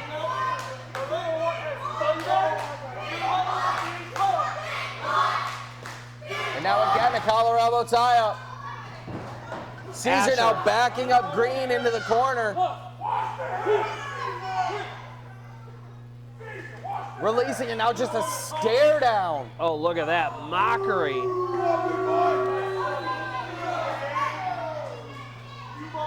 And I'll tell you, these are the kind of mind games that the Den plays on people. They belittle you and diminish you, and then they beat you in the end. And boy, is it got to be frustrating to be a tag team going up against them. Yeah, they don't just they're not just physically demanding. That's the biggest thing that a lot of people may miss, which is how calculated they are mentally. Absolutely. They'll beat you mentally and physically. Wow, what athleticism from Nick Green. Fingers barely touch the ground on that cartwheel as he reverses it on Caesar Asher, and all of a sudden, Nick Green finds himself in control, really wrenching that arm. Headlock takedown, and now in firm control. And look at the pressure he's putting on, too much. Ooh, pulls it back. Both men trying to use the leverage to put the opponent's shoulders on the mat. Caesar making his way back to his feet.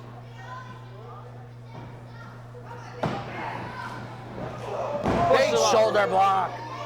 And you saw there, folks, Ace Evans tried to make a tag, was a little bit too slow.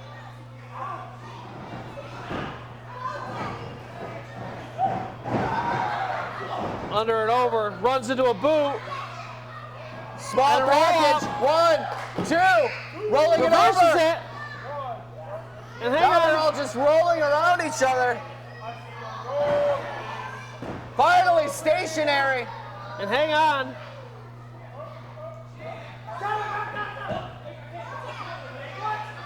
A7's trying to give an assist on helping with the pin, and Cherry admonishing him for it. And look at this, now the mighty Bojack in there. Folks, this is insanity. You can't hold your opponent down 2-1 and pin them and hang on. But now Ray Larson getting involved. She puts straight And look out of at this, Saginaw in the going winning position. Kick out after 2 though, just too much time elapsing. Oh, wow, Nick Green returning the pat on the head of Caesar Asher. And Caesar Asher with an axe to grind here tonight after taking the loss in the Graveyard Gauntlet match, being eliminated by the eventual winner, Red Tiger. But he makes the tag out to the mighty Bojack. And you know, here's what's interesting about the Den. Caesar typically is the person of reason. The bad man here in this group is the mighty Bojack. This guy is a psychopath, Tommy. He is willing to do whatever. I mean, this guy is mean and vicious, even more than Caesar, in my opinion. This guy flies off the handle. He is emotionally all over the place with his anger.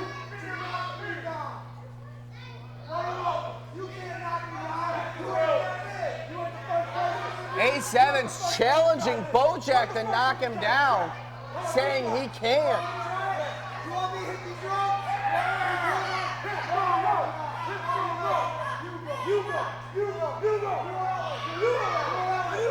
Ace Evans.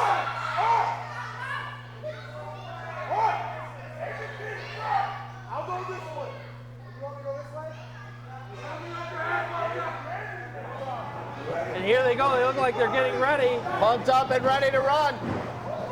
Oh! Bojack thought he was going to get the upper hand, but Ace Evans read it. Tries to pick him up, and the mighty Bojack, not an easy man to lift off his feet. Wow! Clubbing, blown to the back, followed up by a headbutt. And here we go, folks. The quick-witted Ace Evans just overtaken by the brute strength of the mighty Bojack. And now a tag out to Caesar Asher as he is now in firm control as Ace Evans is stuck in the corner, taking the boots for all of Thanksgiving dinner. That's right. This is exactly where you don't want to be. I mean, this is what the Den does so well. They control the ring. They cut it off. There's a diagonal line right through the middle of the ring, and they keep their opponent on their side. Frequent tags, vicious beatdowns. I mean, look at this. This is three tags in less than a minute. They never run out of energy. They're always the fresh man. It's brutal. Yeah, it usually smells close to the finish as soon as the Den acquire that corner and control of the ring from their corner. And Ace. Yeah, in early trouble here is Ace Evans. Yeah. Nick Green, if you're over there, you're already desperate for a tag. Irish whip. Bit of a turnaround here. Atomic drop. Sling blade by Nick Green. And look Nick at that Green's beautiful legal tag man. team work. Kick out after two. Caesar caught off guard by the unpronounced tag of Nick Green when Ace Evans went off the ropes. And now Caesar stuck in the corner straight out of Saginaw. A tag back to And look Ace at this. Evans. Bojack tries to ground. Oh, another shoulder. And here they go again. Flying forearm. Yeet. Wow. Up and over the ropes and Nick Green. Ace Evans and Nick Green showing exactly why they are a tag team here, folks. Any type of dominance or control you can have over the Den or show over the Den already shows to prove their worth and prove their mettle as a tag team here in Super Shogun Wrestling. Impressive start. The way they were able to work through and weather the damage of the early work of the Den up to this point. We'll have to see how it plays out in terms of how much of a longevity they have throughout the match, because as we know, the Den can go 20, 40, 60, 80 minutes. Yeah, absolutely, Tommy. And look at that. Nick Green trying to pop over Caesar Asher. Gets caught. Caesar's got him up. And look at this. Just pure physicality. Walks him over to the corner. Nothing Nick Green could do.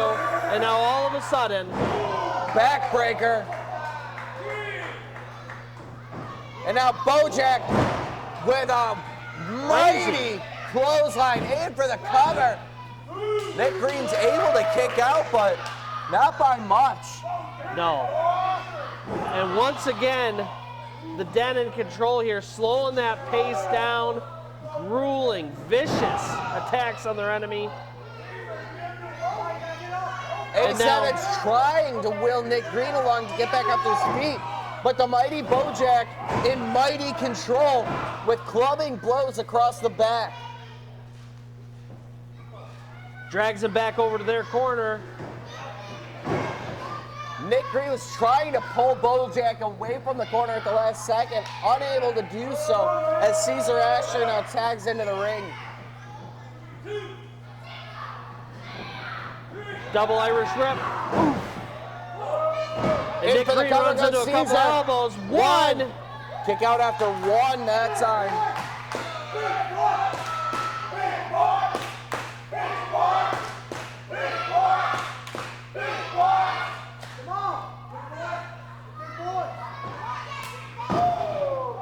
And look at that. Caesar Asher picks him up only to chop him back down. Nick Green trying to make it to his feet, but he is in the wrong part of town there.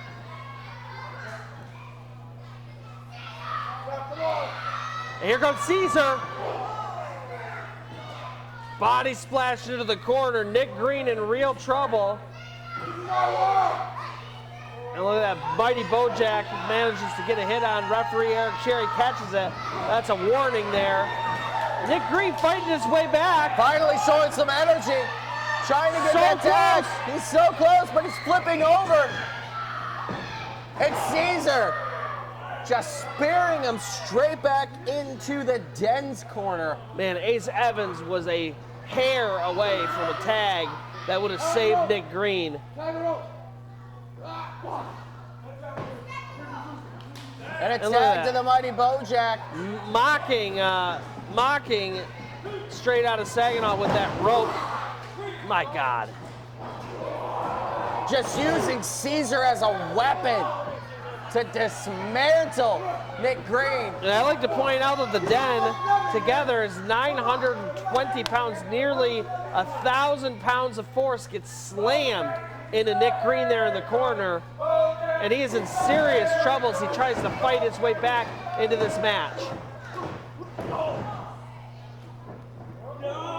Bojack just muscling him up for a scoop slam like it was nothing. Vicious. In for the cover, nice and easy. Kick out after two. Nick Green not ready to give up just yet. Still fighting through. Nick Green has been in this for a long time. Down at least 6 minutes of beatdown from the Den. Yeah, I mean, just on Nick Green. Only a matter of time before he can't kick out after the 3 count. I mean, he is just getting beat up over and over and over again. If you're Ace Evans, you got to be thinking, what can I do to help my partner get to me? And not even just that, but he's also got to be thinking longevity. The amount of damage that Nick Green's taking, this could turn into a 2-on-1 match real fast. Wait a second, Nick Green trying to crawl his way to Ace. Once again thwarted. Wait a second. Enziguri. Caesar gets dazed. And a tag to Ace Evans. And hang on just a second, Caesar's in real trouble. Caesar using the referee. Oh no, the referee said there was no tag. He didn't see the tag, he's saying there was none. And look at this Bojack, this is not good.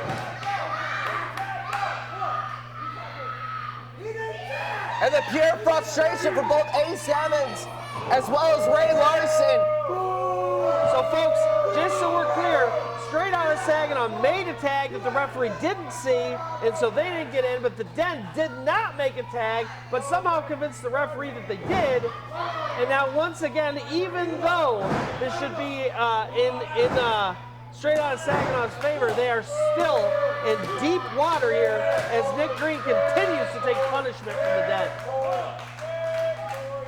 And now another tag to Caesar Asher. Snapmare takedown into a headlock, brings him down to the mat.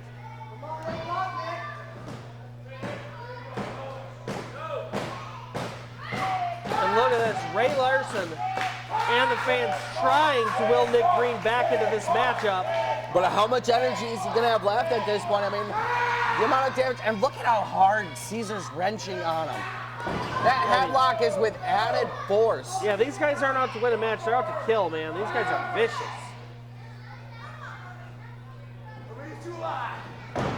Oh, Nick Green muscling a momentary lapse. Caesar elbow and a big boot. A boot. Green goes up and over. Canadian Destroyer. My goodness. And Nick Green has bought himself a moment of time, but is it enough? Ace Evans going wild in the corner thinking he might get a tag.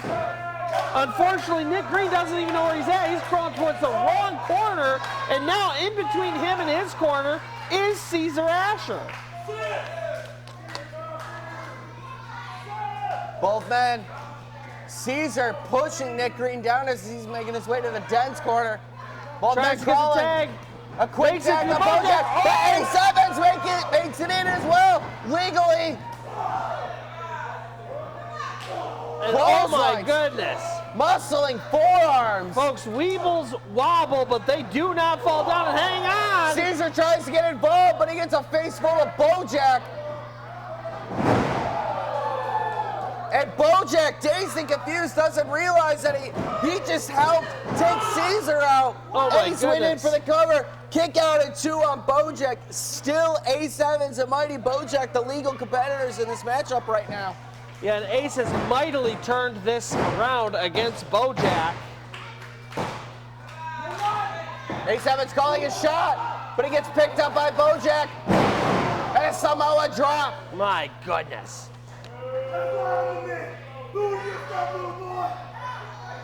And once again, Bojack in firm control. Nick Green. Nick Green getting involved again. Rising knee strike. Right to the face of Bojack, but Caesar cleans his clock with a spear. Just cleaned him out. I mean, he just ripped Nick Green in half. And all of a sudden, the Den. Bojack here by the commentator's table as Caesar Asher throws trying. Ace Green into the ring post. Ray Larson checking on Nick Green, trying to help him out. Caesar calling for the moment.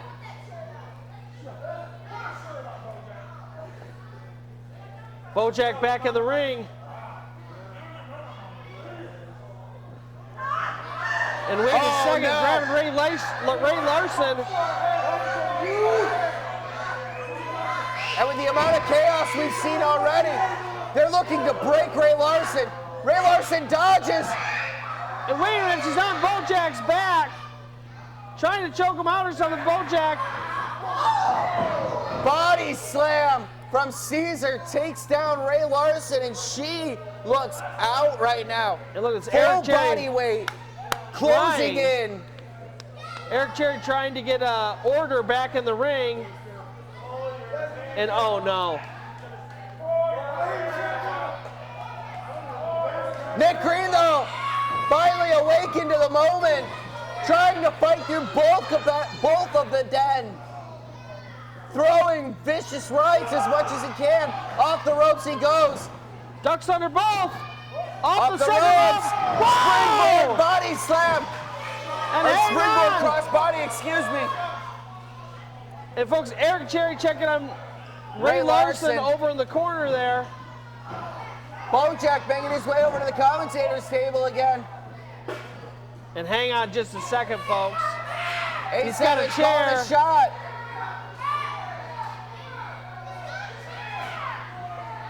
Bojack tosses it in. Oh, and a chair shot right to the back as referee Cherry still checking on Ray Larson. Bojack sliding back in. Nick Green nowhere to be seen. And for the cover. 1, 2, 3. And once again, folks, The the Den Den. pick up the victory one more time by hook or by crook. Caesar Asher and the mighty Bojack Well, with an distracted referee, the Den took advantage by utilizing none other than CEO Benjamin Brody's hush chair to turn the tide back in their favor and take out Ace Evans to pick up the victory. Yeah, absolutely valiant effort by Straight Out of Saginaw. Great job competing with the Den here tonight. They absolutely belong in the tag team division here at Super Shogun Wrestling. But And if it might not have been for either what happened with Ray Larson or the chair shot, I could have seen them picking up that victory without a doubt. absolutely. This could have easily turned into Straight Out of Saginaw's favor. But folks, that's what the Den does so well. They make you make these just slight wrong turns at a couple places, and you just can't make a mistake with them. They No, capitalize. not at all. One small slip up and it's the end of the night for you. But I can assure you, if there's anything I know about Straight Out of Saginaw, that won't be the end of it for them. They'll be looking for revenge to topple the top of Mount Crushmore as the Den again stays strong to close out a show, Super Shogun Wrestling. Ladies and gentlemen, thank you again for joining us here for Dragon's Den Productions in West Branch, Michigan. Super Shogun Wrestling's Feast of the Battle. What an extraordinary evening we have.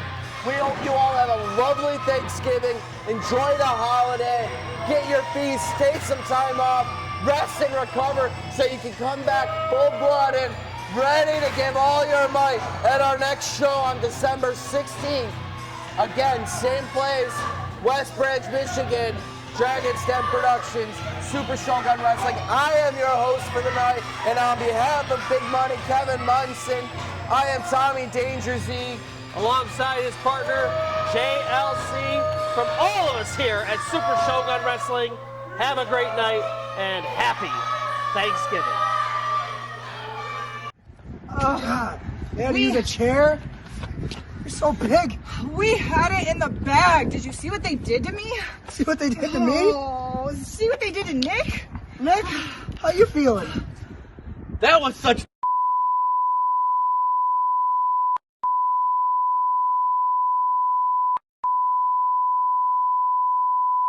Dude, you can't talk like that. This is why we get canceled. Our kids watch this. God, Nick, I swear if I get fired before I get to fight those guys again, I'm gonna be very mad. We need a rematch, guys. A fair rematch. One where I get to bring a chair. They needed a chair to beat us because they're sissies. We don't need a chair. I need a beer though, God. Yeah, I'm right after you. It was beautiful. Did you see it? I mean, the way you slammed him down to the mat. The way you slammed him down to the mat. I mean, I couldn't believe it. We got the win. Hey, you did great tonight. Yeah, you did great. Oh, Miss Maddie, how you doing? Good, how are you? I seen you out there tonight. You look great. Thank you. you. Look good. Thank you. It's not as good as this play. But yeah, anyway. Bojack, you did awesome.